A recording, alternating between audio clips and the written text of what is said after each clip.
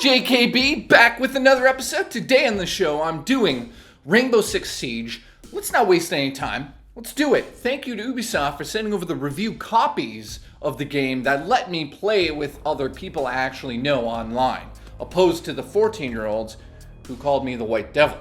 Now, is that racist? Yes, because I'm really a nice person. Tom Clancy's Rainbow Six is a first-person tactical shooter in which you take control of an operator from Rainbow Team. Rainbow Team is a counter-terrorist unit who has various missions. Kill the terrorist is basically what it comes down to. There are a total of 20 different operators, 10 unique operators to each side. Different operators have different nationalities, perks, abilities, and equipment. The game features a total of 12 maps, each with their own day and night variations. You gain XP and in-game currency called Renown to unlock your operators and weapon upgrades. Operators in the game have unique stats such as their speed and their armor, but on top of that, each of the operators have unique tools that will help you succeed in-game. Tools in this game are so important, such as barricades, barbed wire, even this one tool that you toss on a wall and will basically shoot out a grenade at another grenade that's been thrown at you and save your ass. I mean, the tools in this game are amazing. There's one dude that has a sledgehammer who can just bust walls down. You've got grenade rocket launchers that will stick into the walls and explode the whole goddamn wall in one shot. Now, wow, when you get into the game, I highly suggest you go into the situations and complete all of those, because once you've completed all those, you'll have enough renown points, which is the in-game currency in R6, to be able to unlock different operators. In saying everything here, the operators all do actually feel a tiny bit different based on their speed and such, but also because of their unique tools, you'll really fall in love with one or another, and you'll be going back and upgrading them with the points that you are going to accumulate as you play the game. In saying all of this, I absolutely love the different choice that you kind of have at the beginning of the game to be able to go with, say, the different tools and the different speeds and the different armors. I really think it all came together well, and the operators in this game are awesome. I love it. Starting out, you'll want to play Situation Mode. Situations are 10 missions that are designed to help you understand the game. You'll cover the basics and have a chance at starting to gain some XP and renown.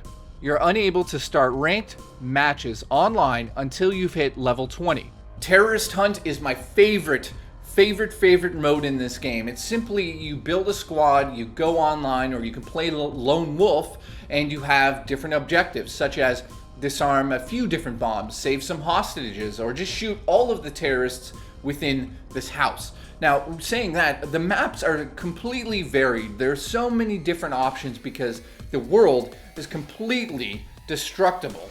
And yes, there are definitely parts that are not destructible where you can't breach, you can't go through the wall, but a ton of it. Anything that's wood on the floors or on the walls and even the ceiling can be shot through, and you can melee attack to get a little bit of a view into the next room and plan out your strategy. And saying that some of the tools are useful is an understatement. Some of these tools you have to utilize. You got to remember in this game that you are shooting through walls and it's going to actually hit the enemies. It's one of these games that you kind of forget that you can do that. And once you start to understand the team strategy is not just about the movement, but also the planning aspect of where you're going to enter a house to rescue a hostage. Are you going to go through the roof? Are you going to come through the basement? Are you going to come through an upstairs window?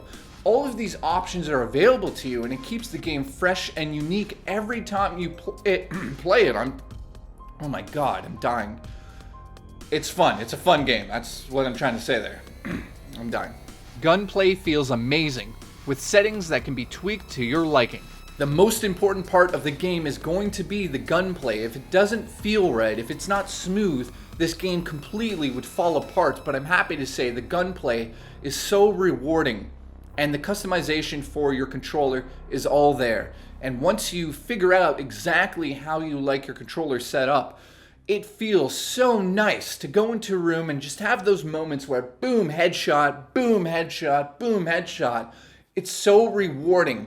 And that right there is where this game completely shines. And now you take the destructible environments, your squad and your strategy, put those together, and wow, you have a fucking unbelievable online shooter. It's so much fun that I'm really addicted to it. Every map features destructible environments such as walls, floors, windows, and doors. This makes the game feel fresh every single round. And the fact you'll never know where the opposing team is coming in is a huge draw for this game.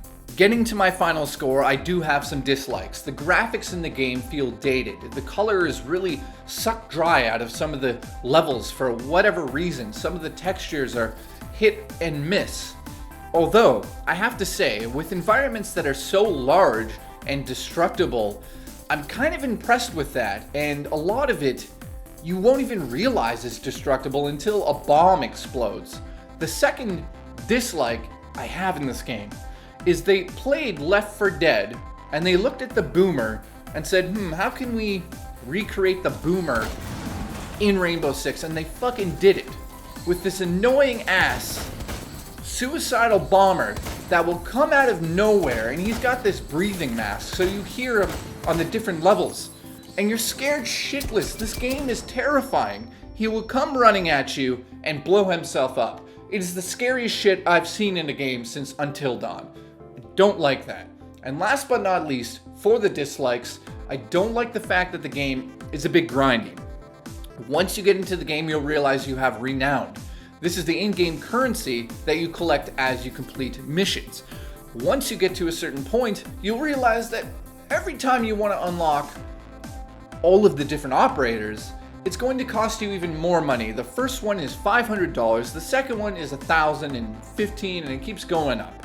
As you play the game, you realize you're not collecting too much at the end of the missions. You're getting a lot of XP and leveling up. That's a whole different thing. On this side of the coin, though, your Renown comes very slowly. I mean, I've seen myself get like 200, 300, maybe 400 if I'm like the ultimate warrior in the mission. Other than that, it's going to take you a long time to unlock everything, and that's where the microtransactions come in, and most of them, almost all of them, are cosmetic. You're not buying guns, you're not buying anything like that, you're just buying skins and whatnot. But in saying all of that, wow, microtransactions are in the game, and it's simply just to let you level up quicker.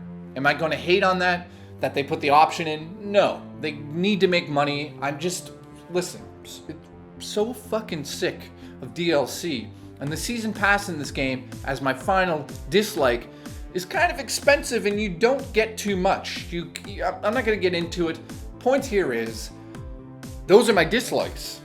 What do I like about the game? Well, it's extremely fun, rewarding. It gives you the satisfaction you need in a shooter. When you go into a room, like I said, and boom, boom, boom, headshot with your team, or even better, here's a good example. You go into a house and you have a plan. You guys execute the plan, get the hostage out, and nobody gets shot, and it's a flawless round. That is the game right there. Once you do that, you will feel the satisfaction, and you'll be surprised you actually did that, because I'm not the best at shooters, but man, because of the Elite controller and the customization of the sensitivity, I somehow became like a fucking pro player. Like, I'm shooting people in the head in every room, and it's so satisfying, and it's also a huge letdown when you lose, and that's a good thing. And also, I have to say, the destructible environments, unbelievable, amazing. Don't forget that you can shoot through a wall and shoot people in the nuts. Don't forget that you can blow out the floor. Don't forget that you can come into the house from anywhere. It's unbelievable, and I absolutely love the fact that you can do this. It changes the strategy of shooters once and for all. And lastly, I have to give the game an 8 out of 10. Absolutely had a blast with it. It's not perfect. There are a little bit of errors where a lot of guns will get stuck in the walls and all sorts of weird little shit, but I'm sure that'll be patched over. I can't really go ape shit on them for that. This is a really good shooter, especially if you're on the fence right now and you're thinking, I don't know about this, listen, if you play with friends online and you like shooters, this is the most fun you'll have all season in a shooter. I'm out of here. Thank you so much for watching. I love you lots. All of you are a lot of little people, and I love all of your butts. Let's get out of here because I got Christmas shopping to do. Bye.